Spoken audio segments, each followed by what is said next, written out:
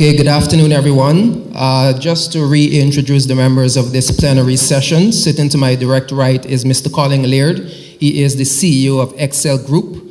We have the CEO of GTT here, of course, Mr. Justin Ned, Country Manager for ExxonMobil Guyana, Rod Henson, and the U.S. Ambassador to Guyana, Mr. Perry Holloway. Joining us shortly from the UK would be the British High Commissioner to Guyana, Mr. Greg Quinn. As you know, this session is focusing on oil and technology, and what I would like us to do is use the discussion to relate it back to the Guyana context and how it affects the operations here going forward.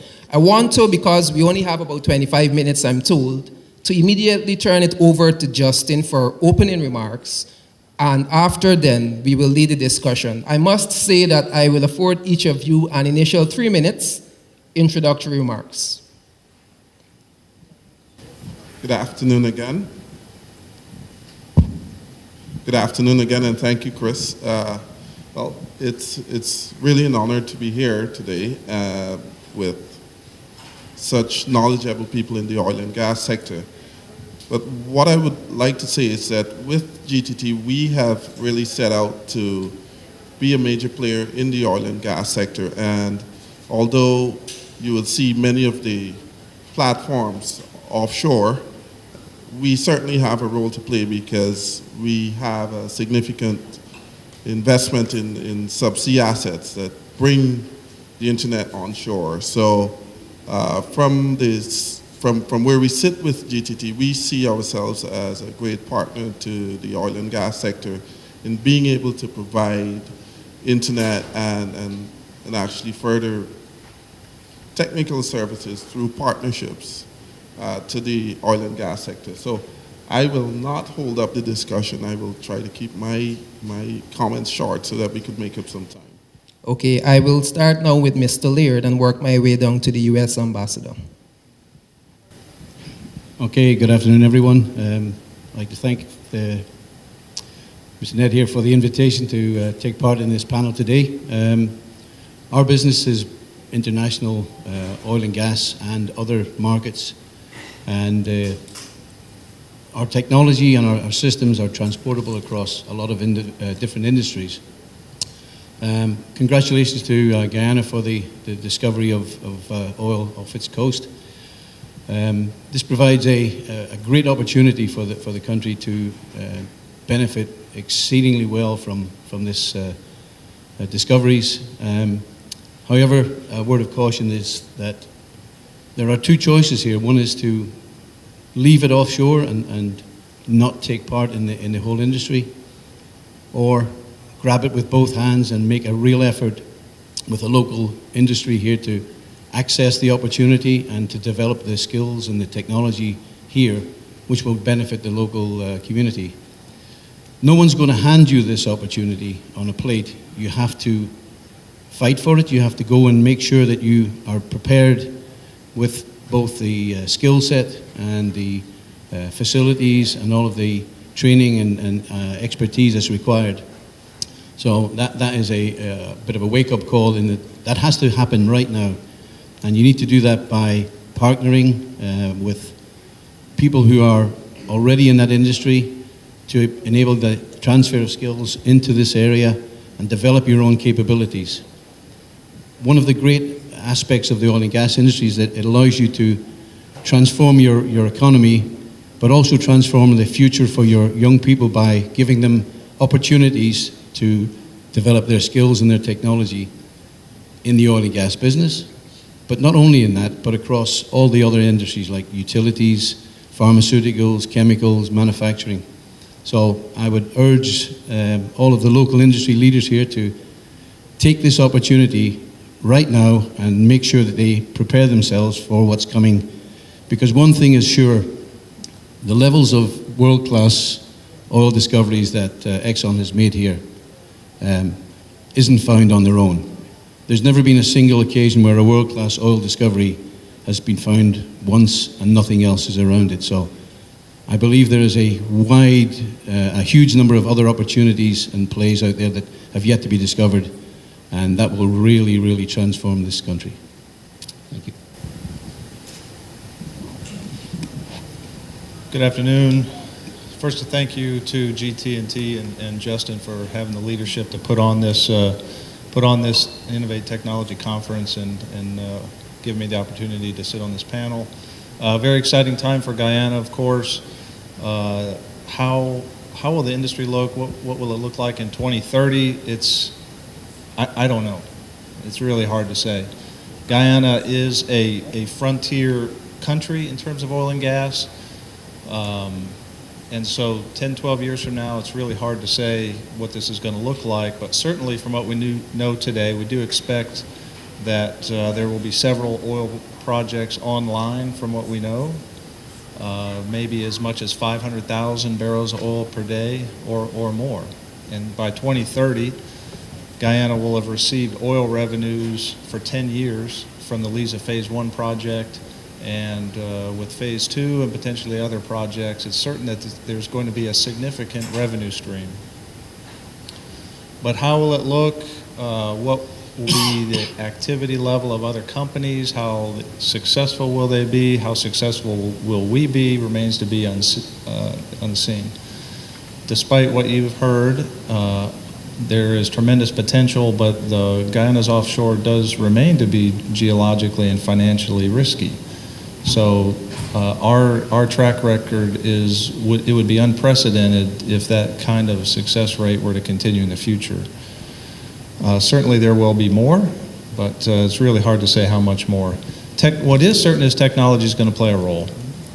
Our industry is very technology-driven industry. I'll talk about just a couple real quick here now. One that would not surprise anybody in the room here, and certainly not Mr. Ned, is information management, data management. The buzzwords in our industry today are digitalization, the digital oil field, the integrated oil field. And so what does that mean? That's where companies leverage real-time asset data. We use enhanced analytics tools and remote operating practices to kind of increase our performance. That's going to mean more data acquisition. We need more sensors all through the operation, more automation, robotics, more computing power, more real-time remote surveillance, things like that. So digitalization, information management is an area of certainty. That the oil field is going to look different in 2030 in that area. Another area, just real briefly talk about, is safety. Our industry is very passionate about improving safety. We constantly want to improve our ability to provide a safe workplace where nobody gets hurt. We want to keep workers away from risk, keep their hands off the pipe. So things like automated pipe handling machines and onboard robotics and those things have made great strides. They're going to continue.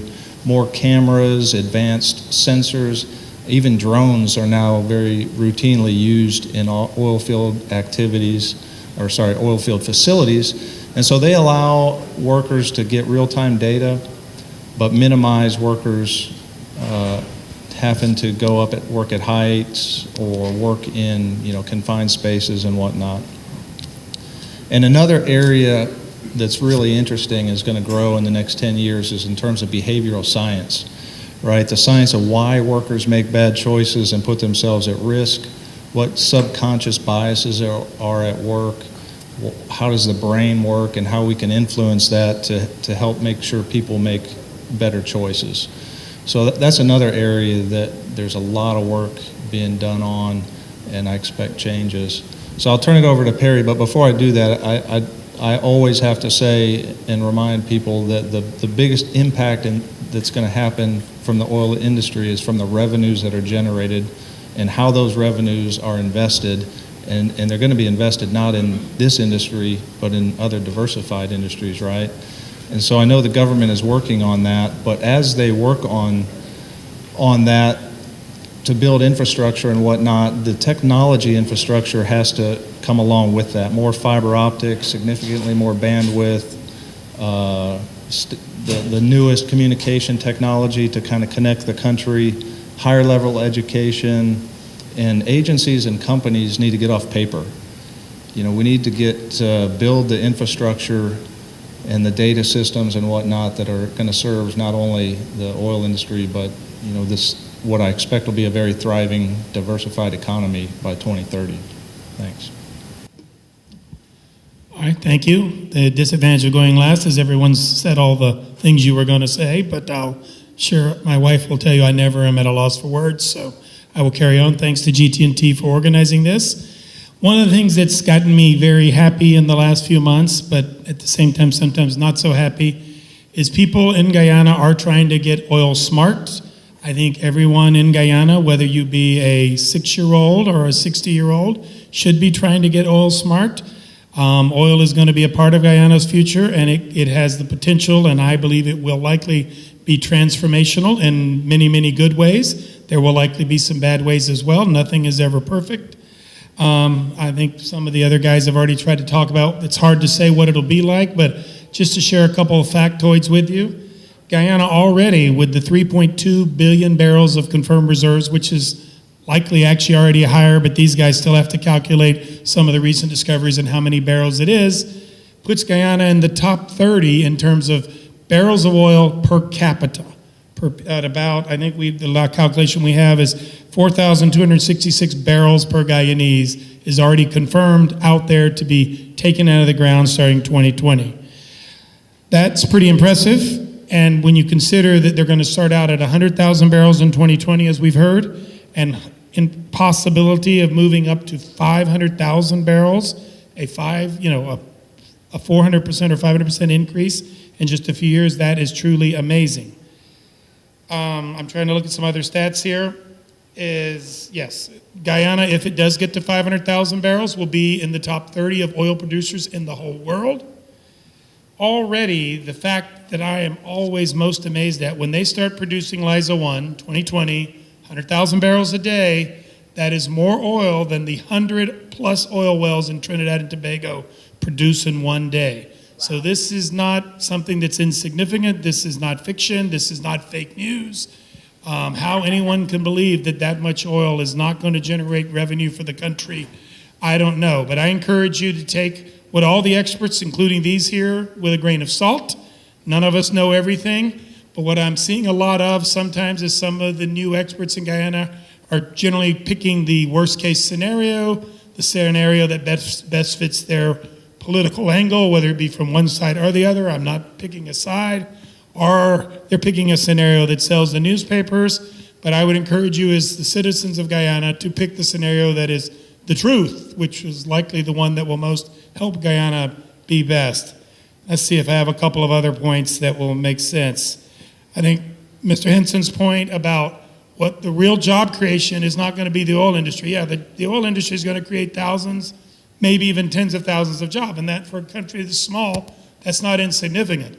But what the government, your government, whichever government that may be, does with these oil revenues, and if they invested in infrastructure, education, security, health, agriculture, that is where the incredible job creation is going to be. The critics are right. Not everyone is going to get rich, and you're not going to wake up one morning and have an extra $1,000 US in your bank account.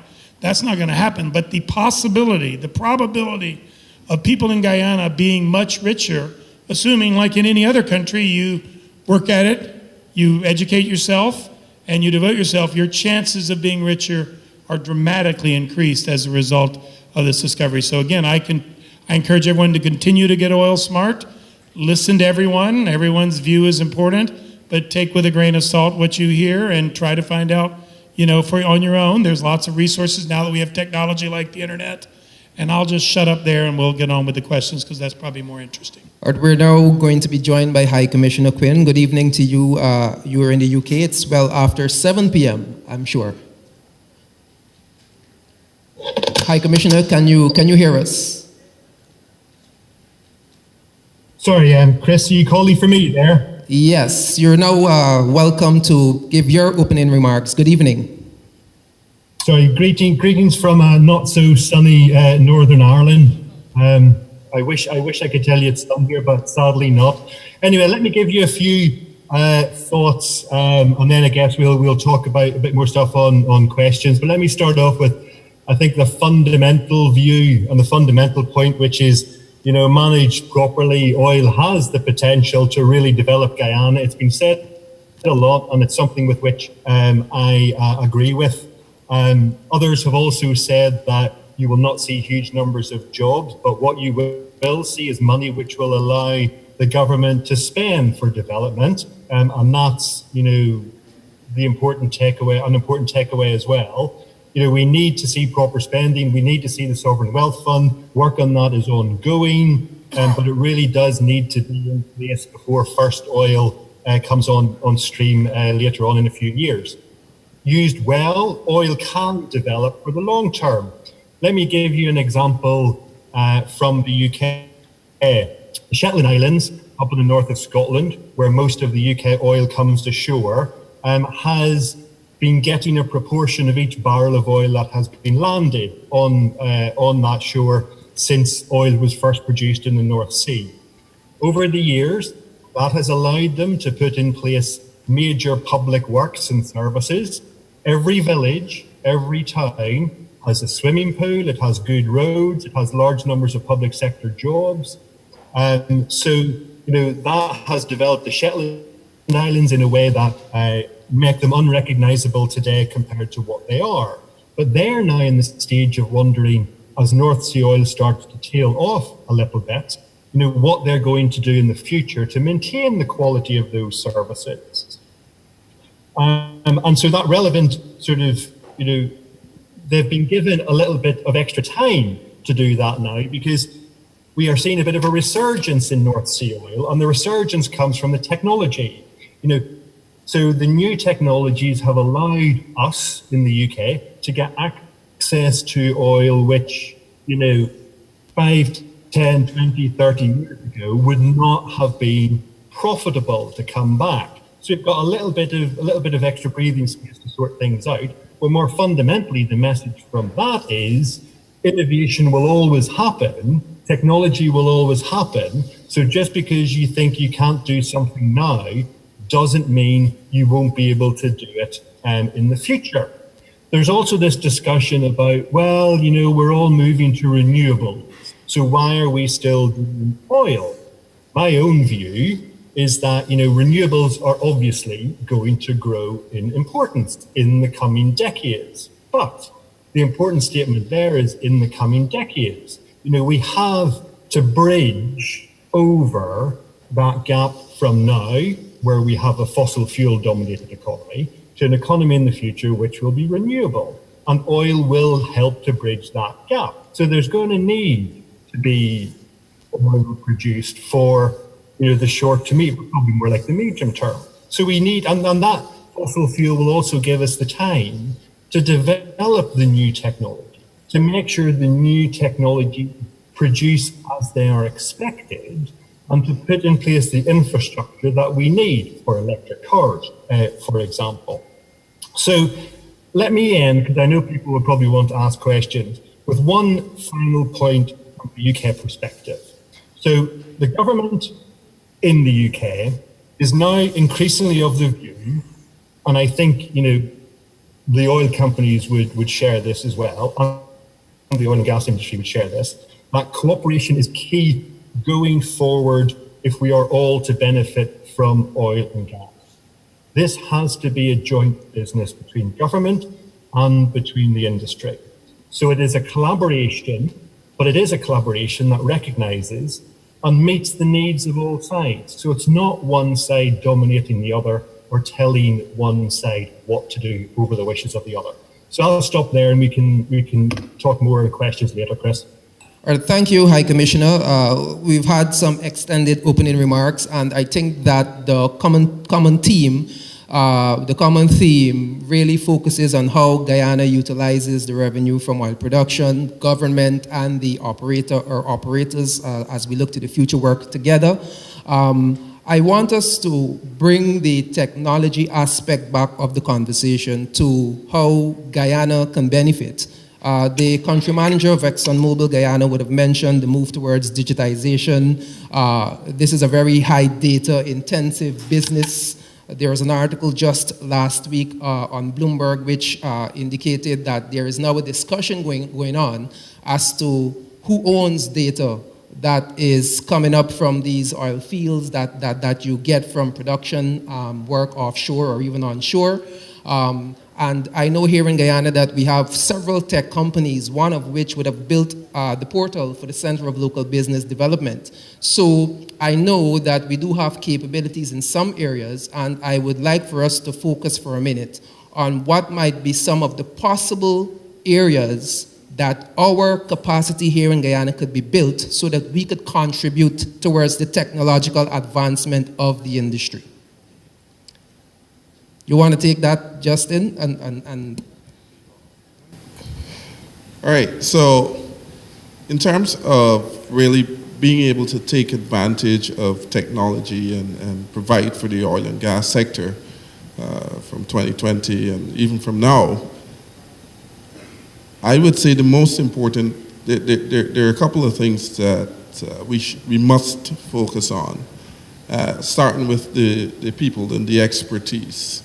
I've been around, been back in Guyana for the last 5 years, and what I can say is that we're moving in the right direction, but we certainly need a significant thrust in the focus on education and really in the field of big data.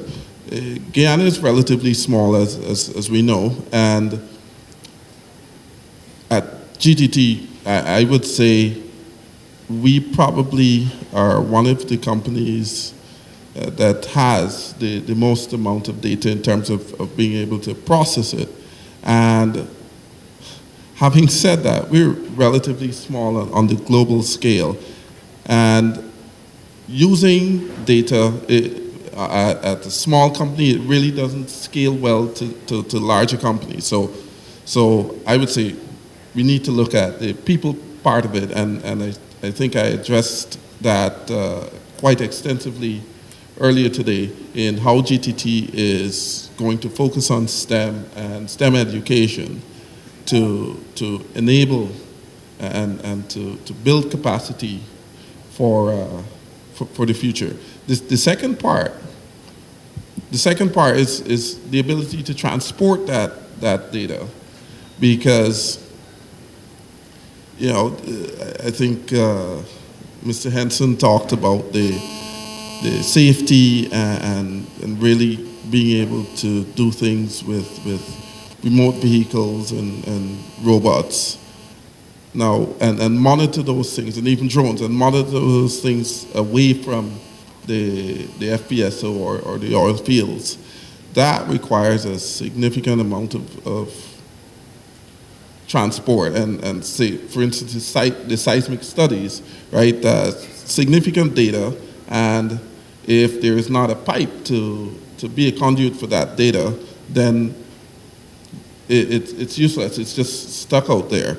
So what we've done, and over the last 10 years, and we're accelerating it now, is we're building those pipes in terms of laying out fiber optic networks on land, as well as subsea fiber optic networks. So we've certainly built a resilient network that has the capacity to be able to upgrade, so it's scalable, and it's very redundant in the form of, if there's one cut or one outage in our subsea network, there are other legs that actually pick that up. So I would say that will really set us apart when it comes to being able to transport data and being able to support the companies that are specialized in the oil field services. Because I would say, without a doubt, I won't lie to anybody, GTT is not in the business of the specialized oil and gas.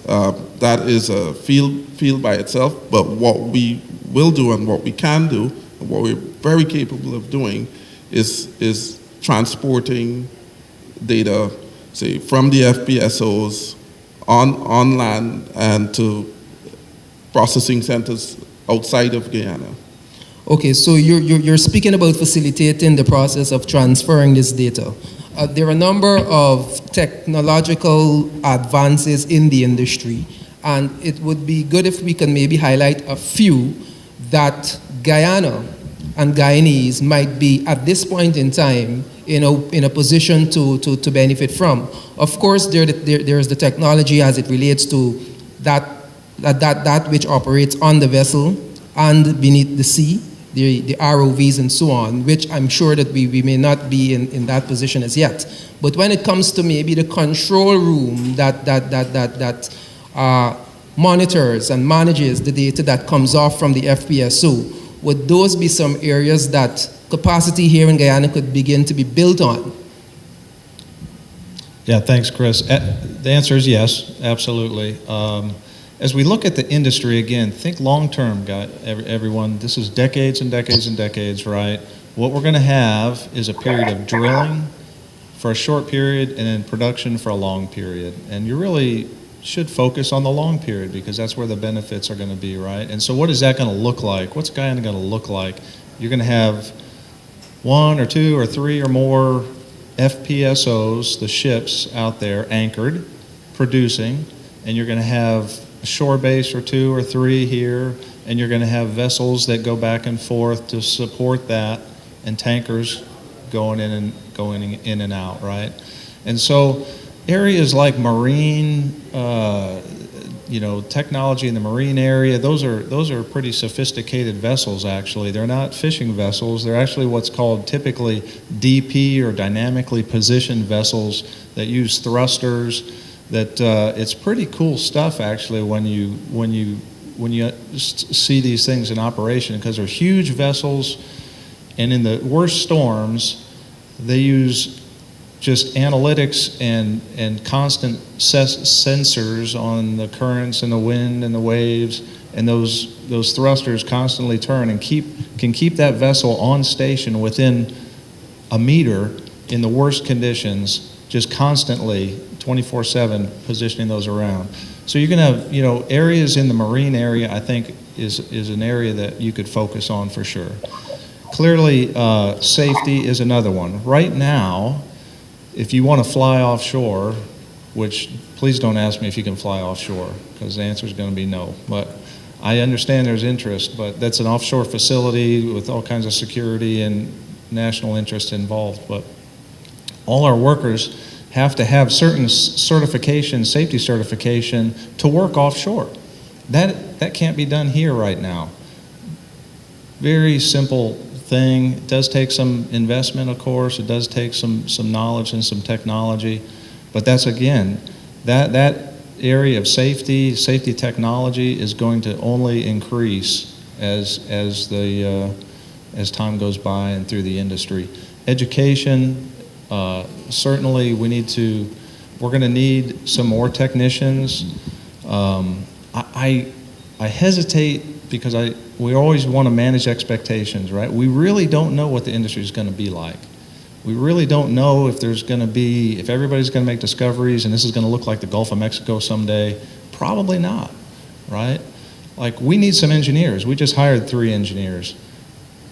But you don't build a whole new college of engineering based on us needing 3 engineers. We only need 3 right now, right? We're not hiring 20 every single year. So we absolutely need to improve the higher education system in Guyana, but that also just needs to remain diversified. My own son, who is an engineer, wanted to go into petroleum engineering. I said he's crazy. He needs to go into mechanical engineering so that he can be more diversified. So those are some areas. Did he follow your advice? He did.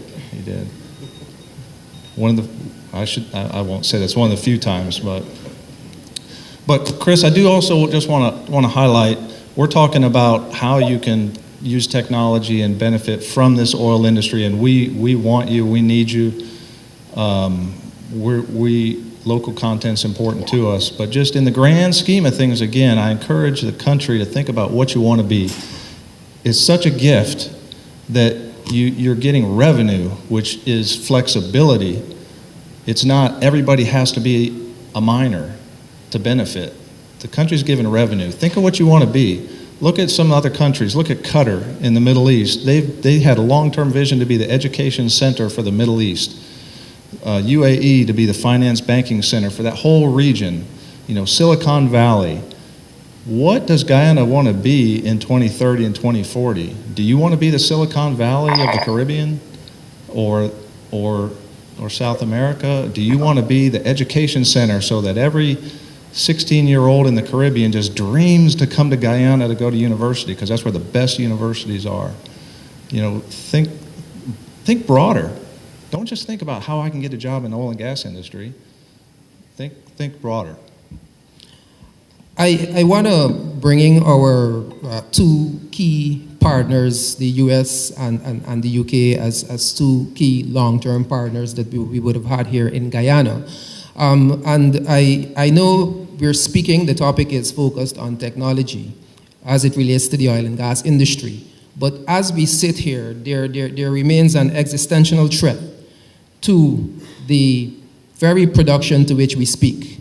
And my question directly is directed towards the US ambassador as well as the British High Commissioner. Should we see, because I'm asking this because nothing that we say here means anything if we can't reach the first oil in 2020. So should we see an effort again being made by Venezuela in the way that it was in 2013, I believe, when they seized the Technic Perdano that was operating on contract from Anadarko? What specific steps would the United States and the United Kingdom take in that regard? Well, I answered this question 2.5 years ago at my very first press conference. So it's really, each situation really depends. I will tell you that while for the people on the boat, the Anadarko boat that you were referring to, and the shareholders of that company, that was an incredible, giant event. But no one lost their life. The boat and the people were released very shortly thereafter. So I think we need to be very careful when we take one isolated event and exaggerate and extrapolate. We have not seen a repeat of that. The UN has decided, as the Secretary General was allowed to do, to refer the case to the ICJ. What we read in the press is that Guyana is likely to be presenting its case sometime in the next, let's just say 1 to 6 months, depending on what you read in the press. So what the United States will do, I don't know. What I can tell you is the United States is a close friend of Guyana. We work very closely with Guyana. The United States has always supported rule of law, and we have also always supported U.S. companies, assuming they're following the rule of law. So I would say you should not eliminate the possibility of that happening, but I think that the likelihood is probably very low, and it's unfortunately one of those bridges in life that will have to be crossed when it comes. It's not something I think you or anyone should be wasting a lot of time planning for. Well, this is something that is extremely important here to Guyanese. This is concerning our sovereignty. And we know that this poses a direct threat to whether production would happen or not. High Commissioner Quinn, you would have said before, this is in the public domain, that the UK would react strongly. Is there an update on that position? No, I think we have made our position very clear, and I've made my position, or the British government's position, clear on several occasions in terms of where we think the border is and what we think the situation is. Perry is completely right. We'd need to wait and see what exactly happened. But, we believe the borders are where the borders are, and that is a fact of life. Things have now gone, or will be going to the ICJ, so we all will wait to see what comes out of that. I want to move now directly to production. Liza 1, 2020, Liza 2, somewhere around 2022, and a third development at the Ranger, Pacora, Ranger, help me out here, Rod. This will be Ranger Payara development. Right. We should be moving towards 500,000 barrels per day. That is what is being projected. I want us to give the persons who are here in the audience, as well as those who would be listening, an understanding of what that means. What that means in terms of Guyana, how it matches up against other oil-producing countries, And from a technological standpoint, 3 FPSOs would now be operating here in Guyana. They would be providing the largest opportunity for employment and services downstream. So touch on that a bit for me, because I believe that that is a critical aspect of production going forward. Okay, well, I really must just not get myself in trouble. We only have one project approved. We're in the process seeking approvals and doing the environmental study work for the second project, LISA Phase 2. And then we hope we certainly hope Phase 3, which would be, we would envision potentially be Payara, but we're still not even starting approvals for that yet. And then hopefully there's more, and hope others have success as well. So as I kind of mentioned earlier, what each of these, in terms of workforce, on each vessel out there, you're going to have anywhere from, on the Lisa Destiny, we envision about 80 workers at any one time, probably 2 or 3 vessels that go back and forth to the shore base here that are bringing, food, literally food and supplies and transporting people, materials and whatnot, a shore base here on land.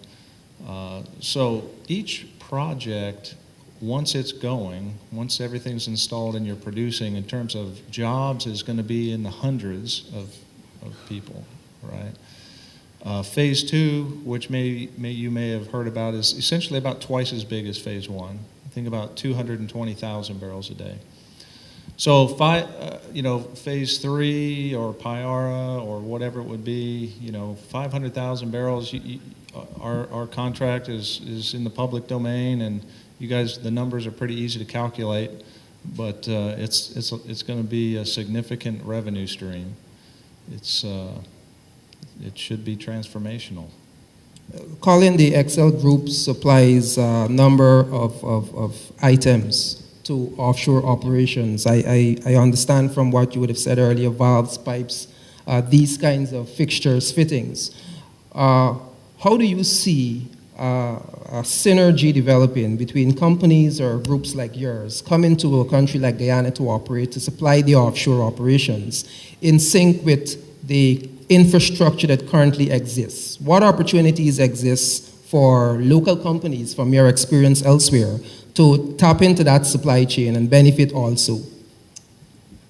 I think we have to look at the historical regions where this new development has been discovered in areas where there was previously no infrastructure or capability. And in every area that we've been involved in the past, and it largely depends on the whole production profile and how the infrastructure is implemented. But for example, in 2 regions where I have a lot of experience, in the UK, North Sea from Aberdeen, and in Newfoundland in Canada, it's no secret that the drilling portion of the program has a much more complex and much more diverse range of products and services that need, if you look at drilling a well, there's the drilling rig itself, there's drill pipe, there's drill bits, there's casing, there's downhole tools, there's mud, there's taking away the cuttings, etc. So there's a huge amount of different industries and lots of small components which companies are would need to be supported with. So that usually provides a much bigger opportunity for employment and engagement. And obviously that drilling phase is quite a short to medium term operation in comparison to the long term production that we've talked about. And unfortunately, once you've found the oil and you've drilled the wells and you put in place all the subsea infrastructure and you're producing the operation, there is a huge reduction in the number of people involved in that activity. However, there is a long-term support. The environment offshore is very difficult and results in occasional breakdowns and replacements. So all those things need to be supplied and replaced, and that offers some opportunities.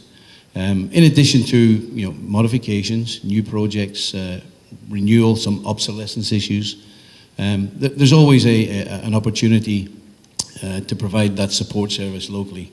It may not be huge, but it is, as I said before, it provides the basis for increasing the technical capability of the local population, and that then those capabilities can be transferred to other local industries like mining, like utilities, like food and beverage, which the technology is equally useful in many areas. Yeah? So there are spin-off effects. Yeah. Okay, we're almost out of time. In fact, we are out of time. So this would be the final question that each of you could weigh in on. We often think that there is, when we look at oil and we look at a green state, and that, as you all would know, is the vision of Guyana. Many people think that they're at variance with each other, but technology is actually being used to make oil production, development of fields cleaner, smarter. ExxonMobil itself have technology based on what I would have read that deals with the reinjection of carbon dioxide and these other dangerous gases. In Guyana, there is I believe that it has been agreed that there will be no flaring of gas. So all of those things contribute in some way, shape, or form. The question is, how can we use technology to ensure that oil production is cleaner, more efficient, more effective, and less harmful to the environment? Well, me to go first. Okay, so something that vitally important and everybody cares about, including ExxonMobil, right? And you're correct. The gas that is going to be produced on this project is going to be reinjected, not flared. So at a high level, what ExxonMobil does, we invest in about $1 billion a year in different technologies like that, trying to reduce emissions, trying to increase efficiencies, and also in other, actually, believe it or not, renewable technology ourselves. We did quite a big investment in algae, actually. Algae eats carbon dioxide and secretes oxygen and oil. So working on that a little bit, but the technology that you talked about, also another one called controlled freeze zone technology, which is a cryogenic process that is pretty, it's near commercialization, and it has the potential to provide widespread carbon capture and storage. So that's another technology that ExxonMobil is working on. But clearly, what we need to do at one level is do our job right, which we will, ensure that we don't have spills, constantly reducing our emissions, constantly increasing our efficiencies. You're also aware in Guyana the opportunity for gas here. That's something that we're talking with the government about, not approved project or anything, but studies ongoing. Currently today in Guyana, we burn fuel oil for electricity. A transitional product or transitional solution to that would be burning gas, natural gas. So we think that whole project has potential to lower energy costs here, but also to cut the emissions here in Guyana 30 to 50%. It's not all the way to green, and in fact, we support hydro. We think our projections and forecasts are essentially you probably need both. We think the energy demand here is going to increase to the point you probably really should start both projects. But the gas is one that we can get on here pretty quickly and probably get on stream. Well, I know we can get on stream faster based on historical data. I was just going to touch really quickly on the first part of your question, which was about some people perceive there's a contradiction between producing oil and having a green state. I mean, quite the opposite. You look at Norway as a perfect example. They are one of the leading producers of petroleum, and they're also one of the greenest states on the face of the earth. But I think the advantage that Guyana is going to have is they're going to have these tremendous revenue streams. When you get up to $500,000 barrels a day your GDP per capita is going to go up by somewhere between 300 and 1,000%, depending on the price of oil and other factors. But 300% is certainly not outside of the thing. That money can then be reinvested in many things, as we've already talked about, but including renewable energy. Whether it be solar, whether it be wind, whether it be hydro. And as far as technology is concerned, many of the technology and skills that people are going to learn working in and around the oil industry will be just as applicable in solar, in hydro, and other industries as well. So I don't think the two are in contradiction. And the last thing I will say is projections are energy demand going forward in the world for 2040 is there's going to be 25% more energy required. So I think it is going to take a basket of different technologies. Petroleum will still be one of them, but with increasing solar, hydro, and other things. Thank you. I was just going to add that the energy gap that the world energy requirements over the next 30 years cannot be satisfied by renewables because the infrastructure and the capacity just isn't there. So there will be a requirement for the oil industry to fill that gap for quite a long time in the future. Okay, Justin?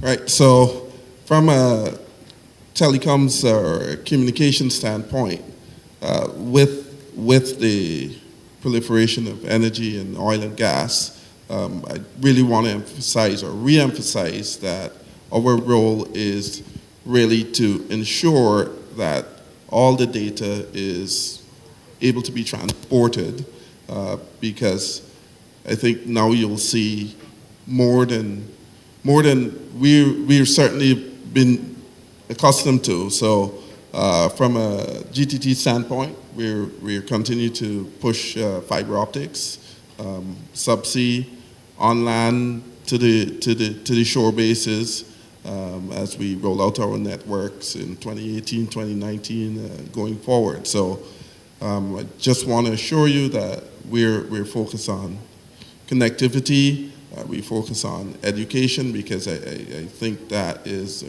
significantly underserved, and we're focused on doing it fairly quickly, because oil is great, but the technology side and building a knowledge economy, as I said earlier, is, I think, of paramount importance to Guyana.